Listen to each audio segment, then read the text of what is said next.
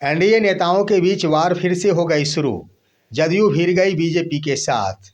नीरज कुमार ने विजय सिन्हा के ऊपर कसा तंज, तो विजय सिन्हा ने आखिर नीरज कुमार को बना दिया फरियादी। दोस्तों नमस्कार, मैं हूं आपका दोस्त एसके चौधरी। दोस्तों हमेशा ही एनडीए में सब कुछ ठीक ठाक नहीं चलता है। आम जनता को तो यह पता नहीं चलता, लेकिन जब वार पर वार शुरू होता है, जब लोगों के बयान सामने आते हैं और उसका विश्लेषण जब देखने को मिलता है, तब यह स्पष्ट होता है कि एनडीए के अंदर जो भी घटक दल है उनके बीच सब कुछ ठीक ठाक नहीं चल रहा है। और यही नज़ारा आज देखने को मिला जब एक बार फिर से वही जदयू प्रवक्ता नीरज कुमार, जो लगातार ही आखिर आरजेडी के ऊपर बयानबाजी देते हुए, आरजेडी के ऊपर आखिर वार करते हुए सुर्खियों में बने रहने की कोशिश में लगे रहते हैं, और इस बार जब आरजेडी के ऊपर वार करने के बाद समय शेष बचा, तब उन्होंने आखिर बीजेपी के ऊपर ही बड़ा तंज कस दिया है। दोस्तों यह देखने को मिला है कि आखिर नीरज कुमार ने डिप्टी सीएम और सबसे बड़ी बात की भूमि सुधार मंत्री विजय सिन्हा के ऊपर जब तंज कसा, तब विजय सिन्हा भी आखिर पीछे नहीं रहे और उन्होंने जदयू प्रवक्ता को आखिर एक फरियादी बना दिया। आइए आज के इस वीडियो में हम इस पर चर्चा करते हैं, लेकिन इससे पहले अगर आपने अभी तक हमारे इस चैनल शौर्या हिंदी न्यूज़ को सब्सक्राइब नहीं किए होंगे तो कृपया अभी सब्सक्राइब कर लेंगे। दोस्तों आपको मालूम होगा कि जदयू प्रवक्ता नीरज कुमार लगातार ही सुर्खियों में बने रहते हैं, और सुर्खियों में बने रहने के क्रम में सबसे ज़्यादा अगर उनकी ओर से बयानबाजी की जाती तो आरजेडी के ऊपर लगातार ही उनके द्वारा प्रहार किया जाता है। लेकिन इस वक्त यह परिदृश्य पलट चुका है, आरजेडी के ऊपर नहीं।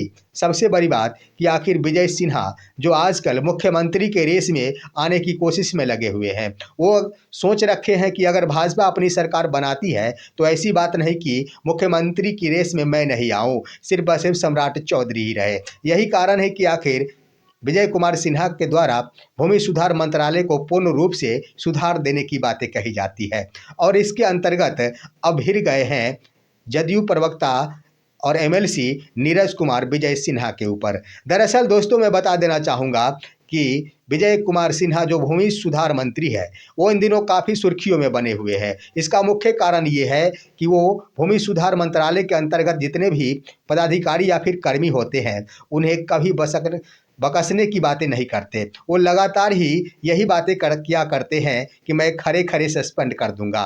साथ ही साथ वो कहा करते हैं कि किसी भी सूरत में जो भू माफिया के साथ मिले हुए हैं या फिर ज़मीनों की दलाली करने वाले लोगों के साथ मिलकर आखिर आम लोगों को परेशान करते हैं, वो पदाधिकारी या कर्मी कदापि बख्शे नहीं जाएंगे। जिसको लेकर आखिर राजस्व विभाग के तमाम कर्मचारियों के द्वारा और पदाधिकारियों के द्वारा मुख्यमंत्री से लेकर राज्यपाल के यहाँ भी ज्ञापन सौंपा गया कि इनके इस व्यवहार पर रोक लगाया जाए, वरना हम सभी मोर्चा खोलेंगे। लेकिन उन पर कोई असर नहीं पड़ी। उधर खुले तौर पर डिप्टी सीएम विजय सिन्हा के द्वारा कह दिया गया है कि चाहे कोई भी हो, यहाँ पर बख्शे नहीं जाएंगे, गलत किसी भी सूरत में बर्दाश्त नहीं किए जाएंगे, और मैं किसी के भी दबाव में आने वाला नहीं हूँ। यानी कहने का अर्थ ये है कि मुख्यमंत्री के पास कोई आवेदन दे दे या फिर राज्यपाल के पास दे दे, मैं जो काम सही कर रहा हूँ वो काम करता रहूँगा, मैं झुकने वाला नहीं।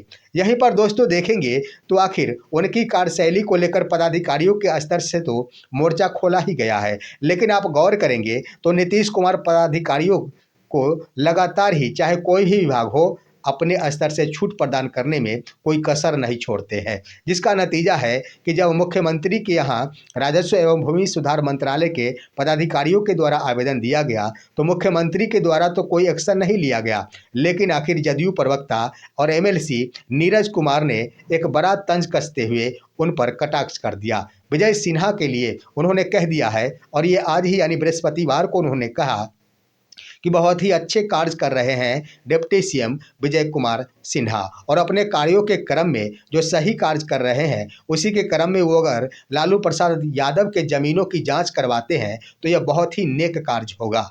यानी उनका कहना ये था कि जितने भी आप कार्य कर रहे हैं इसको लेकर जो सुर्खियों में बने हुए हैं और पदाधिकारियों के द्वारा आखिर आप पर जो आरोप लगाया जा रहा है, तो इस तमाम कार्यों के मद्देनज़र अगर आप लालू प्रसाद यादव के ज़मीनों के जांच करवाते हैं तो और भी बेहतर कार्य माना जाएगा। यानी सीधी रूप में कह दिया जाए तो वो चुनौती पेश कर रहे थे। यानी उनका कहना था, नीरज कुमार का कहना था कि विजय कुमार सिन्हा लालू प्रसाद यादव से अगर जाकर भिड़ जाते हैं तो यहाँ पर विजय सिन्हा को बहुत कुछ देखने को मिलेगा और लालू परिवार विजय सिन्हा को जवाब देने में पीछे नहीं हटेगी। यानी कहने का अर्थ ये था कि यहाँ पर विजय सिन्हा पर किस तरह ब्रेक लगाया जाए, उनके द्वारा जो पदाधिकारियों के ऊपर नकेल कसने की बातें की जाती है उस पर नकेल कैसे लगाया किया जाए, इसी को लेकर आखिर नीरज कुमार के द्वारा ये बातें कही गई। वहीं पर दोस्तों देख लिया जाए जांच का मतलब क्या होता है, आखिर कौन सी जांच करने की बातें की जा रही है। वहां पर देख लिया जाए तो विजय सिन्हा के द्वारा जो भी जन संवाद कार्यक्रम का आयोजन किया जाता है, वहां पर जब आम पब्लिक वहां उपस्थित होते हैं और लिखित रूप में साक्ष्य के आधार पर जो भी समस्या हो है वहां पर अगर बताते हैं तो त्वरित यानी तुरंत ही उसी समय उसका समाधान होता है। बस यही कार्य होते हैं और कुछ नहीं। लेकिन यहाँ पर नीरज कुमार के द्वारा भिड़ंत करवाने को लेकर यानी विजय सिन्हा को आरजेडी से भिड़ंत कराने को लेकर ये बयानबाजी की गई, जिस पर आखिर डिप्टी सीएम तो डिप्टी सीएम है, विजय सिन्हा भी तो ये सारी बातें समझते हैं। उन्होंने कह दिया कि उनकी यह बात स्वागत योग्य है। उन्होंने आखिर जो मुझे सुझाव दिया है मैं उसका स्वागत करता हूं, लेकिन उन्होंने कहा कि इसके लिए ऐसी बात नहीं होगी। इसके लिए जब मैं जन संवाद कार्यक्रम करता हूं वहां पर आवेदन लेकर नीरज कुमार को आना होगा। अगर वो आवेदन लेकर आते हैं तो मैं निश्चित रूप से इन समस्या का समाधान करूंगा। यहाँ पर देख लिया जाए दोस्तों कि एक तरफ दोनों ही एनडीए घटक दल के बड़े लीडर हैं। यहाँ पर एक जदयू के प्रवक्ता है तो दूसरे तो बिहार के डिप्टी सीएम ही है। लेकिन अंतर बस इतना है कि दोनों दो दलों के नेता है, जिसके आधार पर अगर मंत्रालय में दोनों शामिल है यानी सरकार में दोनों शामिल है तो नीरज कुमार के कहने पर डिप्टी सीएम को यह कार्य प्रारंभ कर देनी चाहिए थी, यानी जांच की प्रक्रिया प्रारंभ कर देनी चाहिए थी। लेकिन उन्होंने क्या कहा, उन्होंने कहा कि आम पब्लिक की तरफ फरियादी बनकर उनको जाना होगा और एक आवेदन लेकर जाना होगा और आवेदन लेकर सामने बैठना होगा विजय सिन्हा के सामने और वहां उनके आवेदन को पढ़ा जाएगा और उन समस्या का समाधान किया जा सकेगा। तो यहाँ पर दो तरह की बातें, एक तो फरियादी बनकर जाना होगा विजय सिन्हा के सामने नीरज कुमार को, आम जनता जिस कतार में बैठी रहेगी उसी कतार में आखिर सरकार में शामिल एक लीडर बैठेंगे और वो अपनी समस्या मंत्री के सामने परोसेंगे, उसके बाद उस पर कार्रवाई की जा सकेगी। दूसरी बड़ी बात कि अगर नीरज कुमार के द्वारा जमीन की जांच कराने की बातें की जाती है तो वह कौन सी जांच, आखिर साक्ष्य तो रखना होगा, वो कौन सी जांच कराना चाहते हैं ये तो बताना होगा कि आखिर कौन सी जांच की जा सकेगी। क्या खाता गलत है, क्या खेसरा गलत है, क्या जबरन कब्जा है, क्या कोई ज़मीन है जो किसी और के नाम से है। यहाँ पर तो मुद्दे होने चाहिए कि आखिर कौन सी जांच होनी चाहिए, यही बातें होनी चाहिए। लेकिन सीधे सीधे रूप में आखिर फंसाने की कोशिश की जा रही थी विजय सिन्हा को, जिसके लिए उन्होंने कह दिया कि लालू यादव की ज़मीनों की जांच होनी चाहिए, यहाँ पर रकबा की जांच होनी चाहिए या उसका क्षेत्रफल कितना है, उसका जमाबंदी है, लगान रसीद कटा है या फिर ना कटा है, इसकी कोई बात नहीं, सिर्फ जाँच होनी चाहिए।